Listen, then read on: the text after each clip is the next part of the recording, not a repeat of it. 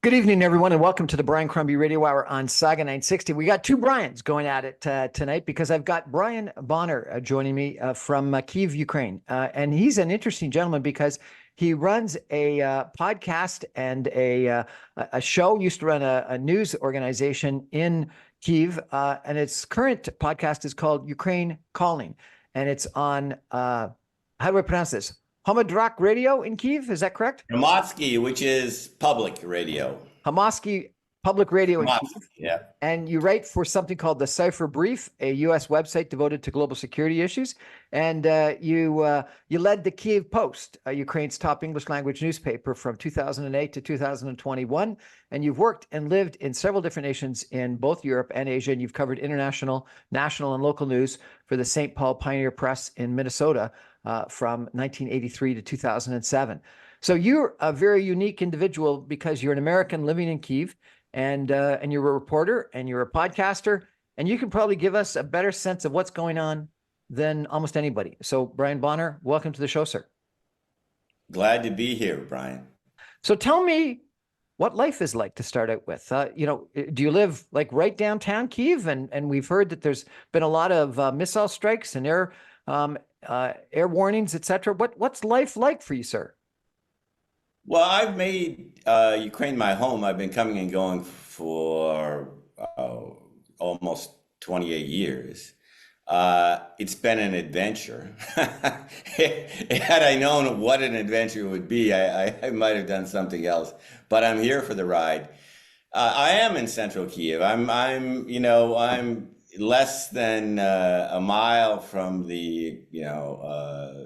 from basically, which is the energy headquarters of Kyiv. It has DTEC and Ukrenergo, which gets bombed routinely. It's a home for DTEC, the largest private energy company, and also from the central railway station. So I'm right in the heart of it, and it's very dangerous lately. Obviously, Russia is feeling very, very confident. And unfortunately, in the last week or so, they have really exploited the weaknesses in Ukraine's air defenses. So it's a scary time. You've been there for the full, 2 years of the war?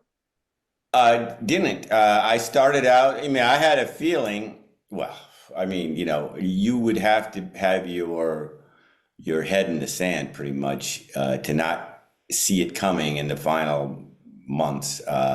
So I got out on one of the last flights out with my partner, and we went to Warsaw, and we were going to come back, and then the full-scale invasion hit. We were taking it day to day, so I left a few days before, and then I spent a month as a refugee in Poland, and it's hard for Americans to call themselves that, but I was, and we were, and we went to Berlin. I decided to come back because I didn't feel at home any other place. And by then I came back just as the Battle of Kyiv was won, and Ukrainian forces had pushed Russian forces out of Kyiv, and so it felt somewhat safe by then. And then that was also at a time where Ukraine had a lot of momentum and was getting a lot of, finally was getting a lot of international support and the startup of some international aid. So I've been more or less back. I've left, but it takes so long to get in and out of the country that generally I've been staying here. And tell me, what is day-to-day life like? You say that you've had a lot of Russian attacks recently. They've been taking advantage of weakness in the West and their confidence of late. Can you go to restaurants? Can you go shopping? Can you go walking? Or are you? Oh yeah, you can do all that. It's strange, and it's not. It's that always background stress. But yeah, you'll see traffic jams, and you'll see restaurants that are full, and you'll see people who are out, and whether we're, fools or not, people are trying to live, and we're trying to get an economy going. And maybe we were lulled into a false sense of security because we had some pretty good air defenses, and Russia backed off from a lot of the missile strikes because they were futile, and most of the missiles were being intercepted. in the capital. So there's no denying this is a very anxious moment on a lot of levels, and all eyes are on what Congress is going to do after the April, the Easter recess, when they return, and really trying to read every word that Mike Johnson, the House Speaker, is saying. He said some encouraging things over the congressional break, saying we will get this done. But right now, you've seen President Zelensky go, in the last few days, he talked to Washington Post David Ignatius here in Kyiv and said, listen, if we don't get the aid, if we run out of air defenses and artillery, we're going to have to retreat. And so now back in the back of people's minds, again, it's in the front of other people's minds, is, my God, could we really lose it all? Would the world just let us, be bombed into oblivion and send millions more out of the country as refugees? That is the worst case scenario. And I'm telling you that if it's if the aid doesn't come soon, things are going to get Ukraine's defenses are being challenged all the time, and obviously Russia is on the offensive now. The president of Poland made some announcement recently that suggested that he was very worried that Poland may be next, and that Ukraine had to be something that the West supported. What do you think of those comments? Donald Tusk gets it. I mean, he says it's 1939. He is really, he's a really smart guy. That interview was too. He was like, he had a picture from his grandparents that like 5 minutes before the Nazi invasion in 1939. People were living their lives. They're on the beach and trying to enjoy life. That's, if you look at the encouraging things internationally, it's Poland, the Baltics, Nordic. Emmanuel Macron has stepped up rhetorically, but hasn't backed up his talk with action or a lot of money or a lot of weapons. Mike Johnson's been saying some good things. And I think in the back of my mind, we just got done with a bunch of 2-year celebrations, and we had a roster of VIPs from everywhere, including Justin Trudeau. And the message was that Republicans are going to get the aid deal done, and I hope that's true. And I think that the Republicans do not want to take the fall for Ukraine falling before the presidential election. So I think it'll get done, but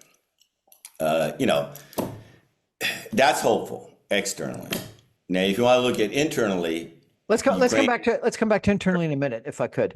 Let's stay on the United States, and frankly, in Canada, there's a lot of issues about our lack of support of Ukraine in regards to not spending our 2% of GDP on defense, because we're spending like 1.3 or something like that, and so we are not carrying our weight. That said, we've got, I think, the second largest Ukrainian diaspora in Canada, after the United States. The United States number 1, and then Canada number 2. So there is a fair amount, frankly, a lot of support for Ukraine in Canada.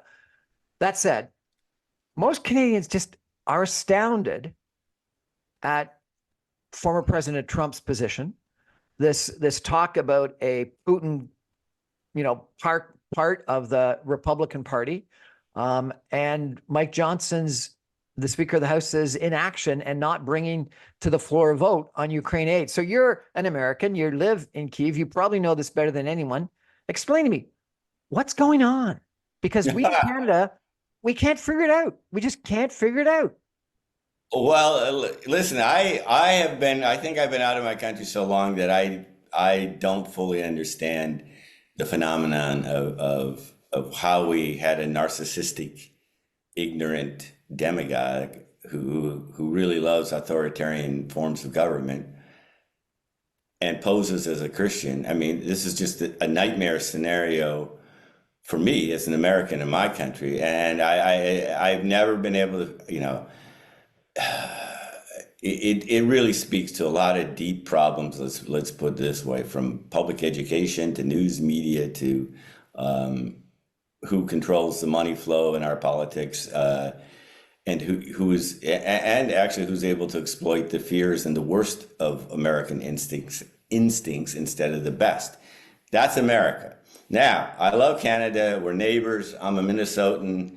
I'm not going to let Canada off the hook lightly because Canada and America are still asleep, have a bad strategy on Ukraine. And I'm shocked that it's coming from Canada, which of all places has the largest diaspora, per capita, that it is, as I understand it, Canada has gotten lulled into a great sense of security because you're neighbors with America and nothing's going to happen, but that is slowly changing, but it needs to pick up the pace because Canada needs to pull its weight. And Justin Trudeau has said, you should pull out the quotes, as much as it takes, as long as it takes to help Ukraine. Well, the first part is not true. He's not giving as much as it takes. Nowhere close. Neither is the United States, neither is Germany, neither is France, neither is Great Britain. And as long as it takes, nobody believes that anymore. And anyway, that was never a good strategy. I mean, the strategy should have been, listen, Ukraine needs to win, and by win, expel Russia. And then, I subscribe to the theory that if that happens, then Iran and China will be deterred, Russia will be boxed in, and we can actually go back to some semblance, I hope, of normality in the international sphere. So there's plenty of blame to go around. I mean, I'm usually a Democrat, but I would have easily voted for Mitt Romney's, John McCain's, Bob Dole's over Donald Trump. I have voted for Republicans, but Biden made many mistakes, and the cautious rollout of aid, the timid rollout of aid. The strategy should have been: we need Ukraine to win. What does it take to win? Let's get it to them. Let's do all, instead of this dribble. And there's never been a strategy. The last I heard, it's to put Ukraine in a strong negotiating position. Well, anybody who still thinks you can negotiate with Russia is not really understanding the threat that the Kremlin is posing, because the Kremlin's going on a military footing. I mean, they are reordering their economy to be an aggressive military power. I spoke to a historian, an American historian, who said an interesting thing that challenged my belief, because I was frankly agreeing with what you just said initially in regards to what Biden should have done. And he said, think about FDR. And FDR had a very isolationist Republican Party that was, against him, and frankly, a lot of Democrats that were also very isolationist. It was the end of the Depression. It was the end of the League of Nations. It was a lot of incredible tiredness from what was going on with World War I, and then the League of Nations, and then the Depression, etc. And he did Lend-Lease. And the historian said, if FDR had gone farther than Lend-Lease, and he tried, but if he had gone farther, he would have lost, and they wouldn't have got any support. And so, unless Pearl Harbor happened, he couldn't get the Republican Congress to actually support. Once Pearl Harbor happened, clearly the U.S. was in the war and fully in the war. But he said, think about Biden being in a similar situation to FDR in 1939 and 1940. And that's the right analogy. In other words, Lend-Lease was the only thing that he could convince the Congress to support. Do you think there's an analogy there? I mean, I understand the analogy, but I also think I don't agree, because I think that in the first year, I think Ukraine, everybody was galvanized and horrified, and that was the time to get the aid. You can see Biden can't even deliver on the "as long as it takes" promise. And this is really going to erode the credibility of democracies, of Western alliance, when it loses this kind of credibility. I mean, the authoritarians, the axis of evil, if you will, is loving it. So I think there was a time, I mean, nobody, again, and I know you've probably heard this 100 times, it's a great investment. Even if some of the money is lost to corruption, most of it is in military hardware, so it's not subject to corruption. But there are no soldiers here, Ukraine is Western soldiers, I mean, advisors maybe, but I mean, this is a really cheap investment in a country that has, I've seen it, has thrown in its lot with the West. I mean, it's got the problems. It's not the perfect ally. It's not the perfect person to love. That's for sure. That is for sure. But listen, it will make a good European Union member. It will make a good NATO member. But it needs to survive first. And I think that question is back in play now. Brian, if people want to check out your podcast and follow you, what's the best way for them to do that? Oh, we are on YouTube and we are on Hromadske Radio. And I hope you have all the links that I sent you. You know, we could use it. And on YouTube, it's Ukraine Calling, correct? Yeah, it's the @ Ukraine Calling. You'll find us. We are on all the major, you know, Spotify, Google Podcast, all the major platforms for podcasts. Well, this is going to be an interesting interview with you today. Thank you very much for joining us. We're going to take a break for some messages and be back in 2 minutes with Brian Bonner, who has a podcast called Ukraine Calling. It's on public radio in Kyiv, and it's on YouTube. I recommend it to you. We're going to be back in just 2 minutes. We're going to talk a little bit about what are the hopeful signs in the war, what are the fearful signs, danger signs in the war, why the heck Brian, an American, would be staying in Ukraine in the middle of a war, and what he thinks that we need to be watching out for in the next couple of months. Stay with us, everyone. Back in 2 minutes with Brian Bonner of Ukraine Calling. Stay with us.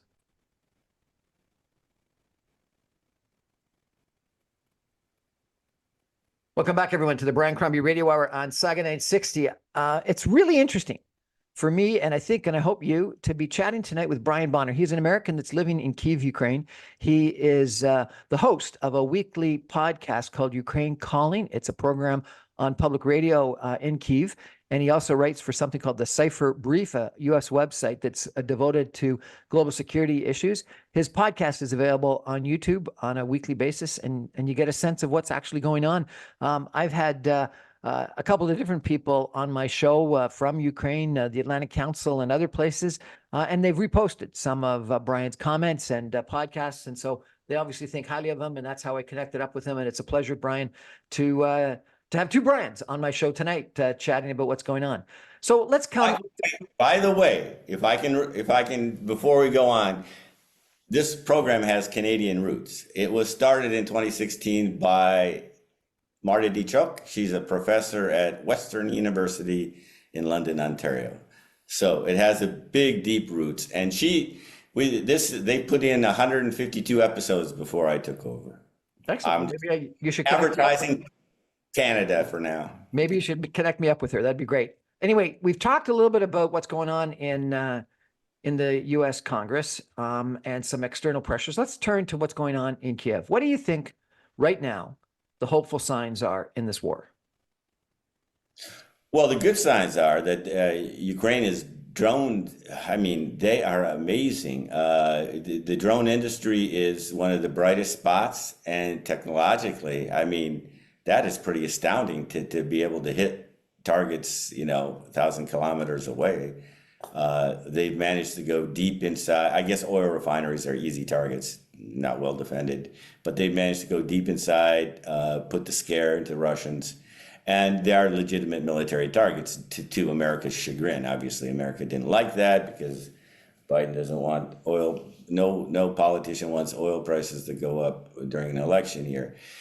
They've also neutered and neutralized the Black Sea fleet, Russia's Black Sea fleet, and opened up the western half of the Black Sea to Ukraine's grain exports. I'm sure you know Ukraine's economy is heavily dependent on exports of agricultural products, steel, so forth. And so this is a big, big move.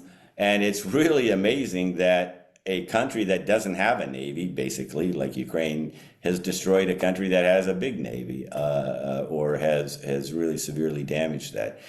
The flip side, however, is that Russia really, really damaged Ukraine's electrical grid, the nuclear power plant, the biggest in Europe, and the dam in Dnipro, and so they're really doubling down on attacking the infrastructure, and the psychological component of bombing civilians in major cities is taking its toll. So that's, I mean, those are, hopeful internal signs are harder to come by after that, because Ukraine was very late in developing this 3-layered defenses. There's a part of a reason they didn't want to think that they were going to be going on defense. I hope reports are that they're scrambling to build defenses now to hold off any further Russian advances in the east. But there are some dismal signs here, and I can't. Domestic politics is causing some of the problems. Maybe I know we're on the radio, but maybe you could just describe to me, if you could, a little bit about the geography. And you mentioned the Black Sea and what was going on there. Could you describe, for all these listeners that may not be completely familiar with sort of the geography, where the Black Sea is, and why it's so critically important for Ukraine to have damaged the fleet, the Russian fleet? Well, you've got it right. Crimea is sticking out. Basically, the Russians had cut off exports coming out of the Black Sea, and they had actually wanted to take Odessa, probably on their way to Moldova. The fact that they are now repositioning to the eastern, to the Russian mainland, is a very good sign, because it opened up a western corridor that hugged the coast of Romania, Bulgaria, down to Istanbul. So that the Black Sea empties into the Mediterranean via Istanbul, right. Correct? Yeah, through the Bosphorus Strait, right?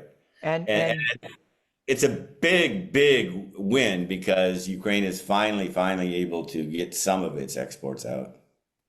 Tell me about this bridge in Crimea, or to Crimea, and where it comes from and why it's so important. Well, one of the reasons, Crimea was Ukraine since 1954, and even, it was during Khrushchev's times, is because it's connected to Ukraine. You can go a long time and talk about Crimean history, but it's a part of Ukraine. It's a natural part of Ukraine. It gets most of its water, sources from Ukraine. It is the way to travel back and forth. There was no bridge. It was very difficult to get from the Russian mainland to the Crimean Peninsula. So Putin built this bridge, and it's not going to last very long. I can tell you that much. Its days are numbered. They understand that, and they've been reducing their military traffic along the bridge, because it's very vulnerable. And this is one of the reasons why Putin is doubling down on the so-called land corridor through the southeast side of, from the Russian border to the southeast side of Ukraine down to Crimea. He's vowed to build, major highways and a major railway station, so that he doesn't have to depend on the Kerch Strait Bridge, because if Ukraine gets the weapons it needs, that bridge is coming down. It's been attacked several times, but it hasn't come down yet. How come? I think they haven't had the firepower to do it. And I think that there's a lot of good strategists about that. It may have been a warning saying we can bring this down anytime we want. Other people say that they wanted to allow Russians in Crimea to leave if they can, because if they don't, it's going to be very difficult if there's no bridge there. And the third thing is, and became a scandal recently, if you remember, the Germans have a very good long-range cruise missile called the Taurus, which apparently is just astounding range and accuracy and power. And the German Air Force, in a leaked by Russia, was debating whether to send Ukraine 100 of these Taurus missiles. And the military said, well, basically, it won't change the outcome of the war. It'll knock off the bridge and other high-value targets, but Ukraine just doesn't have the ground forces to do a follow-up offensive. So we are where we are now. Germans and Olaf Scholz still haven't sent these Taurus missiles, which are really, really needed and have been long sought by Ukraine. So I think it's up, but I think it's not going to be up for much longer. Tell me about what's going on in eastern Ukraine right now, and do you think that the current situation of occupied territories is static? Is Ukraine losing on the front line? Where do you think the war is going to happen? Well, the fact that they're building the defenses, strengthening their defense lines along 2,000 kilometers through much of the front, suggests right there that they're not going on the offensive and that they are worried about breakthroughs. Now, the military analysts I talk to, because I'm not one, don't see signs that Russia can make a breakthrough, has the capability to make a big breakthrough, either with the army that they have or the logistics that they have. But Russia is, this year, lowered the draft age to 18, and Defense Minister Sergei Shoigu said that they're going to draft another 2 armies, or as I understand, another 300,000, 400,000 soldiers. Ukraine not only has a munition shortage, it has a manpower shortage. And, a lot of the soldiers are tired and exhausted. And the average age of this army is in the 40s, because the draft age here isn't until 27, which is pretty old in terms of army. And yet the politicians have not acted, and Zelensky has not acted on legislation to lower the conscription age, lower the draft age to 25. Now, this is one of the things that, if you remember, there was a big fallout between Zelensky and the previous commander-in-chief, Zaluzhny, Valery Zaluzhny. Part of that was Zaluzhny demanded an additional, or said they needed an additional up to 500,000 soldiers. And that hasn't been acted on. As I understand it, the last word, Zaluzhny's replacement, Syrskyi, said that we have a number, we're not going to tell you what, but we need an additional number, and we're going to do that for a rotation. So Ukraine, unfortunately, I think that exposes some weaknesses in Ukraine, because I think Ukrainian society still hasn't come to grips with the idea that this war is not going to end. It'll never end for Ukraine, really, truly, because as long as you have Russia as an enemy, you're going to be, as Zelensky said early in the war, you're going to need to be a big Israel. Well, Israel takes people into the military service at 18. Ukraine is going to have to fundamentally reorder its society along military lines. Obviously going to have to become more self-sufficient in its own weapons production, because 500,000 soldiers, as Zelensky said, will cost at least $13 billion a year. It's $13 billion Ukraine doesn't have now and needs to find if it's going to get extra soldiers. So there's a lot of... I apologize for interrupting. I speak to many Israelis who see a point of pride in their military service, and that I believe it's compulsory for everyone other than the very Orthodox. It's an important part of their culture. Do you think that could change in Ukraine? And what would the Ukrainian population think about, number one, a lowering of the draft age, and number two, anything close to, compulsory service as a stage of life, effectively? Well, there's a lot of opposition, and that's why it hasn't been passed. And actually, I did a episode on this very subject, and I wrote an op-ed for the Kyiv Independent. And some people, bite my head off, because who are you, a foreigner, trying to tell Ukrainians what to do? Well, I'm not trying to, it's a decision for Ukrainians, but this nation is highly, highly, highly, highly dependent on Western aid. So they have to factor this in. There's, it could erode political support in the West for Ukraine if it's seen that Ukraine is not doing everything. It's asking the West to do everything for Ukraine's victory. Ukraine has to do everything for its own victory. And as the military specialists say, the United States and Canada send soldiers to war with the idea that to give them everything they need to survive. They need to be well trained, well armed, in large enough numbers, well led, so that soldiers in America and Canada, when they are called for military duty, they can feel reasonably comfortable that they're going to survive. That feeling, that confidence doesn't exist here, which leads us to another huge problem. That's refugees. There's still 5 million Ukrainians abroad, most of them in Europe. And the longer this goes on, every study has shown that the people are less likely to come back.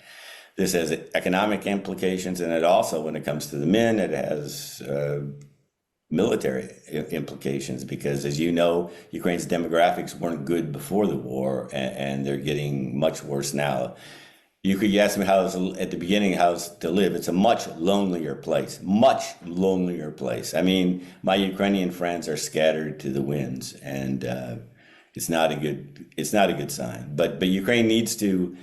I didn't wish this on Ukraine, and you don't wish this on Ukraine. America is very, very lucky. I mean, we had a difficult history, violent history, actually, but, we have two oceans and on west and east, and we have two friendly neighbors on north and south. Canada. There's a lot of people in the Republican Congress that would disagree with your southern neighbor description, but yes, I agree with you.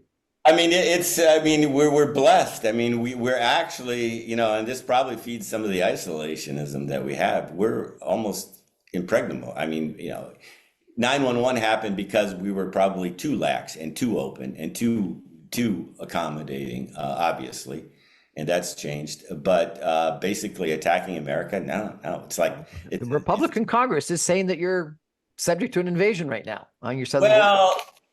Well, we're subject to a lot of people who are trying to flee from poverty and authoritarian regimes. But you're right in the sense that the long-term solution to that is democracy and economic prosperity. So, in the countries to the south, we got to take another break. We're going to come back in just 2 minutes with Brian Bonner, who's got a website, podcast in Ukraine called Ukrainian Calling. He's American living in Kyiv. He's got this podcast. It's on public radio. He's also been a writer for the Cipher Brief, a U.S. Website devoted to global security. And he's traveled and lived in numerous different countries around the world and has really covered international politics, international relations for a long time now. We're going to take a break and be back with Brian in just 2 minutes. Stay with us, everybody. Interesting conversation tonight.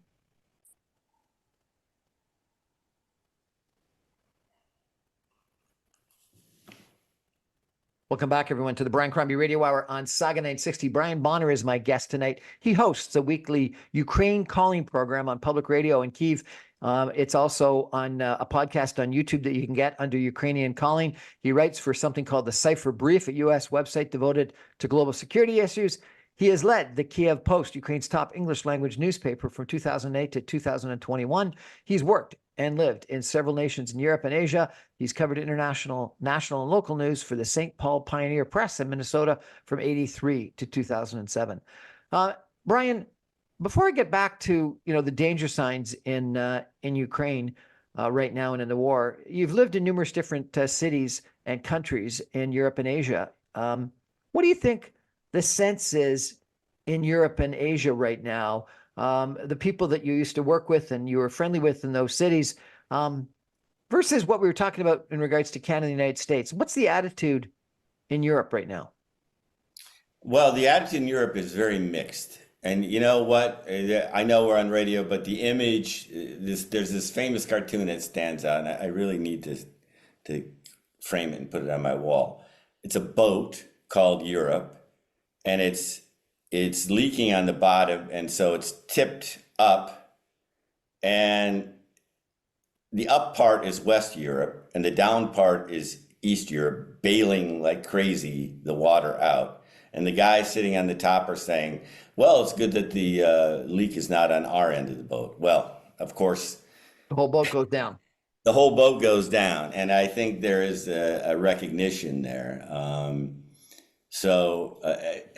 then the other side, there is global south. There's a lot. I mean, well, within Europe, there are actually Russian operations there and Russian allies. Hungary's Viktor Orban, the autocratic dictator from Hungary, who wipes out, who's suppressed his opposition. Austria is obviously neutral and politically supportive of Ukraine, but still seen as pretty much a den of Russian spies. They had a change of power in Slovakia, the neighbor to the west, and the prime minister there, Fico, has, for some reason, has always hated Ukraine or preferred Russia over Ukraine. There's a lot of people who just haven't gotten over this. There's even support when I lived in Berlin, I mean, through our neighborhood, there was actually a parade down our block of a cavalcade of cars waving Russian flags and telling Germany to get out of, or stop supporting Ukraine. And this was in Berlin. I mean, so it's very, very different. There's bright spots. The Italian Prime Minister Meloni has been a bright spot. Macron finally came around. UK is rock solid, but UK is like, if you read that, they have problems with their defense budget. Scholz has, invented the term Scholzing, which is like dithering, and Biden is preoccupied. I mean, Biden is, I'm going to support him, but because, well, for many reasons, but Biden is preoccupied. And I think he has not performed admirably in terms of I mean, he's not done it. He's done a good job, not done a great job. Let's put it that way. So, I mean, and then there's the global South, what you call the global South. And this is where Ukraine does have some, I guess, some bright spots. They have a great foreign minister, Dmitry Kuleba. I've known him for more than a decade. Really young, smart, passionate, innovative guy. He's in India now, but trying to basically move India off its it's been very sympathetic to Russia, but very neutral and just trying to stay out of it while buying up tons of discounted Russian oil to support the war effort. And Oksana Makarov, I don't know who the Ukrainian ambassador in Canada is, but right now, Oksana Makarov is in the United States, and I've known her for a very long time.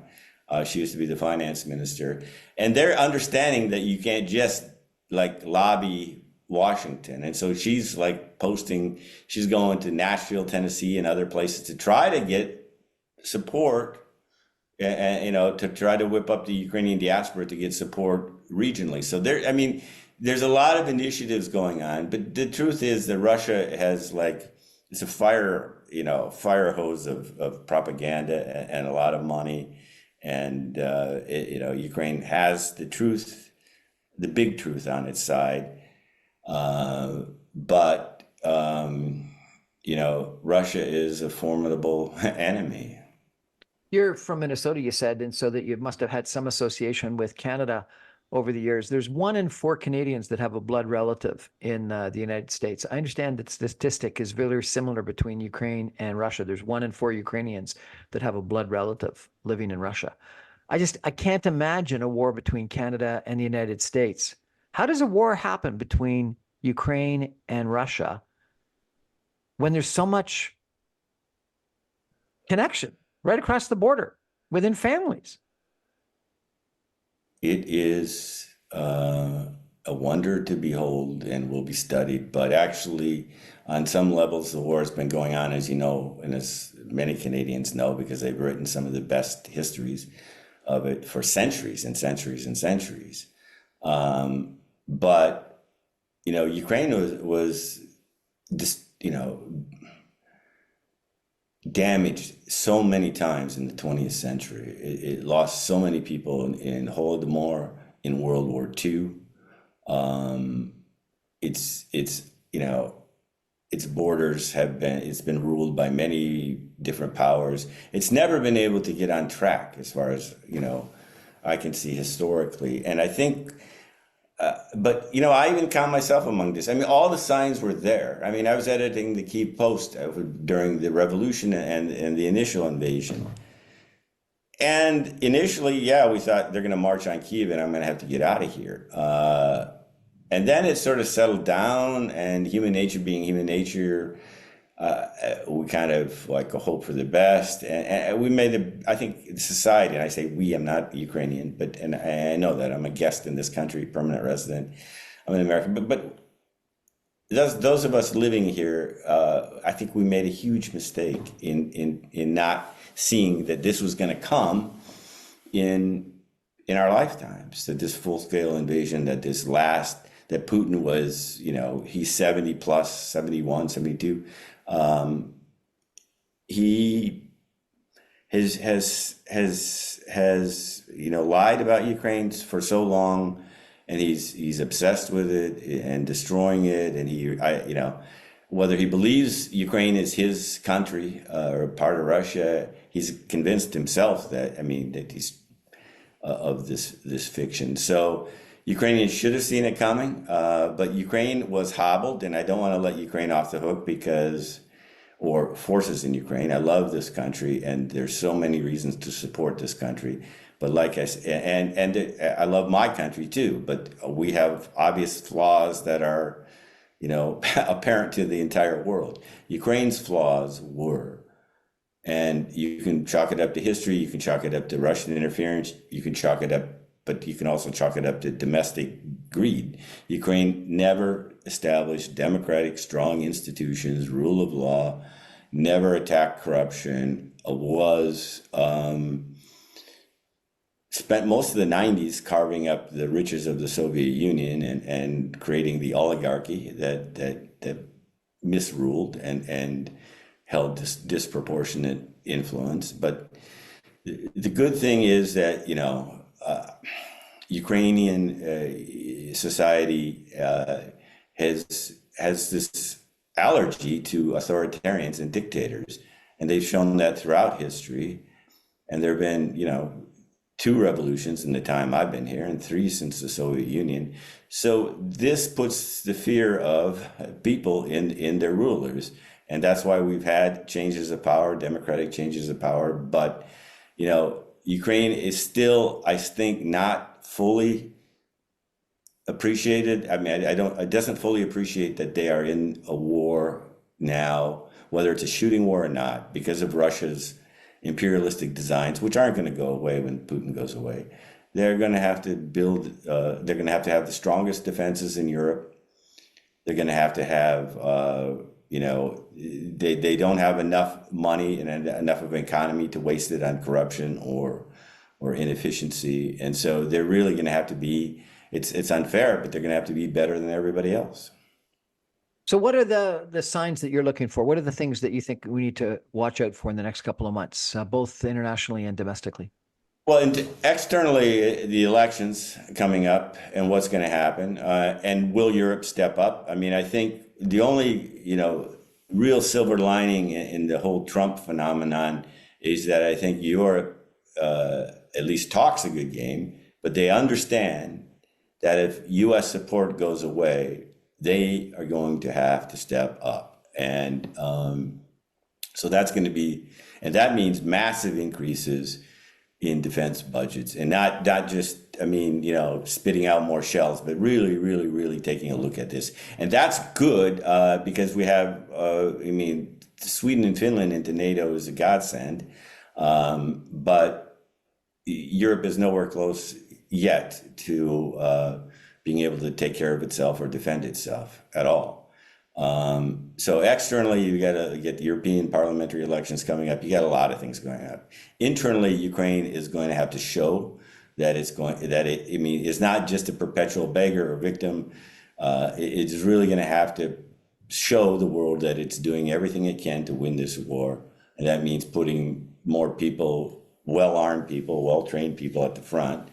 And it's going to show that they're going to have to do a lot of things while fighting a war, and that's democratic society institutions fighting corruption, meeting the requirements to join the European Union. They finally get candidate status, trying to build a society that's going to entice the refugees, the 5 million people living abroad, and these are 5 million people that Ukraine cannot afford to lose right now because demographically, we're going down. So Ukraine needs to do that. They're starting to fight. Politics has returned.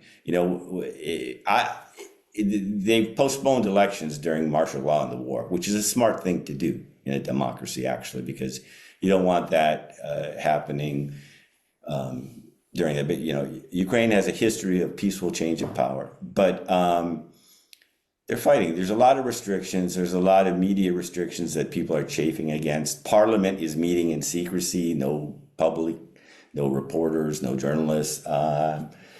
Ukraine is shooting itself in the foot by doing things like surveillance of journalism and journalists and harassing journalists. Like, if they really have time for that, I mean, there's a feeling, although we don't know it, that and we won't know it until after the war, that there's really not much being done about corruption. There are enough smoke in terms of high-profile resignations that were mysterious throughout the war. I mean, the short list is that the top prosecutor has been fired, the top head of the equivalent of the CIA, I mean, the SBU's secret state security service was fired, deputy chief administrator, central bank governor is on the run, and none of these resigned and left the country, and none of these are. There's been a whole list of them, and there haven't been really adequate explanations. So you're surmising that that's corruption related?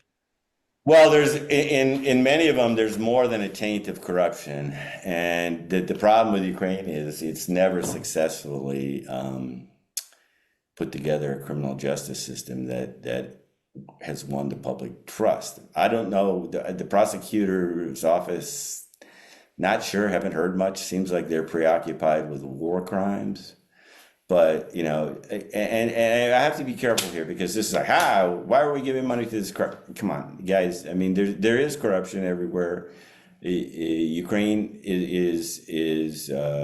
has it, and always has had it since I've been here and before. It just hasn't developed the institutions to cover it. Does that make it unworthy of support? No, not in the least. It has the freest media in the former Soviet space. It has a vibrant civil society that's blowing the whistle on that. It has a really strong core of up and coming politicians. And I mean, one statistic that sticks in my mind. In 2013, 77%, according to surveys, of Ukrainians had never been abroad. And now here we are more than 10 years later, and it's reversed.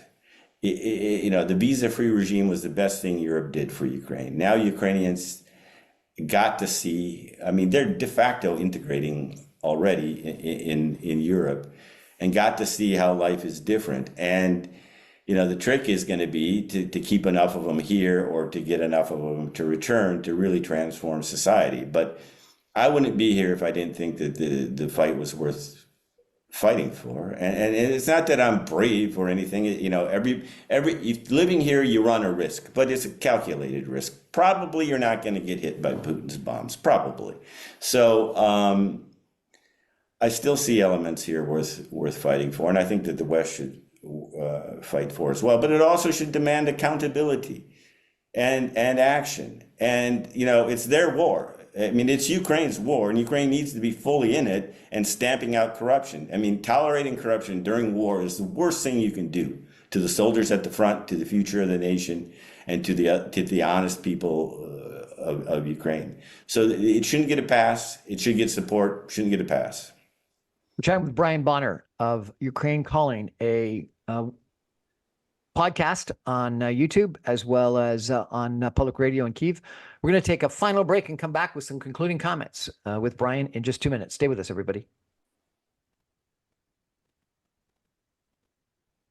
Welcome back, everyone, to the Brian Crombie Radio Hour on Saga 960. It's really been interesting chatting tonight with Brian Bonner. He is the host of a weekly podcast called Ukraine Calling. It's a program both on YouTube that you can subscribe to under Ukraine Calling. It's also on public radio in Kyiv. He's the former host of Ukraine's top English language newspaper, the Kiev Post, from 2008 to 2021. He's lived internationally across Europe and Asia and knows a lot about what's going on in international relations, international politics. And it's interesting that he stayed in Kiev through 2 years of a war. And he's an American that stayed in Kiev.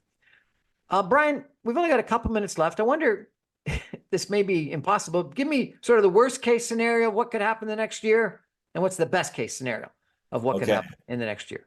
I'll go worst case. The Western aid dries up. Ukraine doesn't do anything about its corruption. Political infighting starts. The soldiers break ranks because they're undermanned and underarmed. Russia makes big breakthroughs, bombs all the cities in oblivion. Millions of people flee. Is that apocalyptic enough? That's pretty bad. And then I think they go on to Belarus, Moldova, Poland, etc. Yeah, that's stage one. Stage two is, yes, exactly as you said, probably Moldova for sure. Moldova is a very, it needs more attention. It's weak, but its president is really, really trying to get the 3 million people into the European Union under Romania's wing. So that's something to watch. Okay, what's the best? Belarus, he already has Belarus. So he has Belarus. Okay, what's so maybe it's then Estonia, Lithuania, etc. Yes. What's the best case? What's the best case scenario? Best case scenario is America and Canada decide that they're going to be all in to the end, and not as long as it takes and other false promises, but actually mapping out a strategy with Ukraine about what it takes for them to win. And that Europe finally realizes that it as a continent that is, bigger and more prosperous, collectively than America, that it needs a defense to match. I mean, it's just the simple, I mean, not simple, but it's just the reckoning that we have to do that. And so watch and listen to Poland, the Baltics, and the Nordics, because they're really, really leading this fight. And internally in Ukraine, it needs to get its own house in order. It will need more soldiers at the front. It will need more of its own weapons, and it will need to create a society that makes people want to stay, have families, return, and it can happen. And if it does all what it's supposed to do, it can get into the European Union in our lifetime, and in NATO. And in NATO, they would be very strong. Also, in the best case scenario, Russia, I mean, myopic. I mean, this Crocus Hill terrorist attack, this mass murder at the concert, and it's clearly ISIS. And there's a lot of Islamic hatred for Russia, and yet he's using this.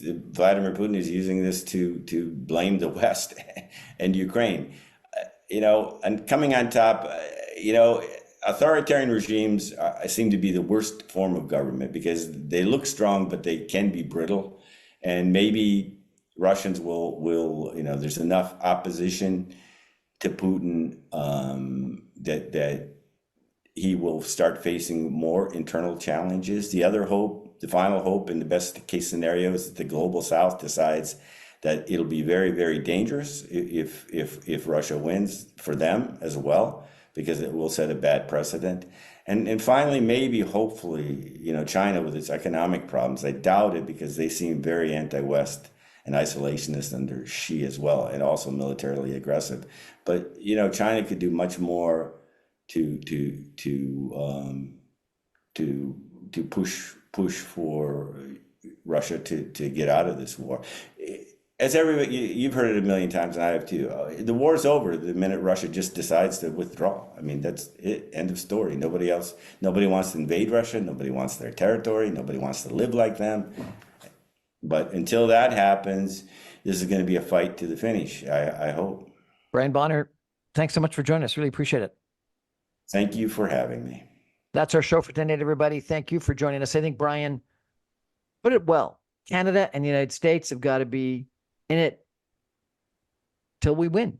Not, as long as it takes, but till we win. And we got to do that right away. And we can demand some accountability, but we got to be in it, and we're not yet as much as we should be and could be, and we need to be. And I think that history calls us to account in that regard. Brian Bonner, thanks for joining us. Thank you, everyone, for joining us. I remind you, I'm on every Monday through Friday at 6 o'clock on 960 AM. You can stream me online, even from Kyiv, Ukraine, at www.saga960am.ca. Good night, everybody. Thanks, Brian.